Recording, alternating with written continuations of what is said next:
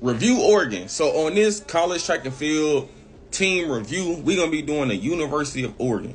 And off rip, just off of what I know, I'm gonna have to say that Oregon is probably the most has been ass team in the NCAA. When it comes to distance, I remember all the distance runners used to want to go to Oregon. They fell off bad. Now they rolled. And not to say they don't have good runners, because they do have really good runners. It's just that I don't know, when they go there, they just go to hell for some reason. Like, they still be running decent, but it's never to the trajectory in which they were expected to reach from running so good in high school.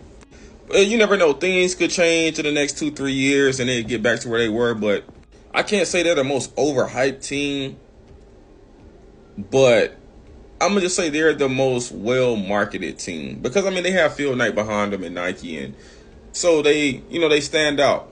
But we're gonna take a look into Oregon's performances and see how they get.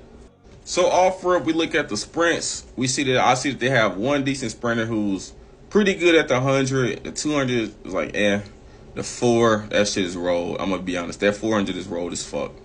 But we know Oregon really stands out mid-distance and distance-wise, or at least they used to. That 13:47 in the 5K, that's decent.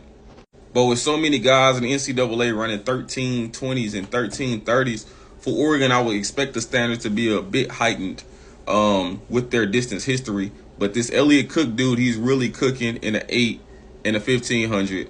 Now, I know they have more middle distance guys like in that 1500 range. I know Reinhardt's there and a few more other people. So they cook in that range. 400 hurdles, 53, that shit's roll. You get cooked by Femke Bowles, Sydney, Anna Cockrell, hell, Shamir Little.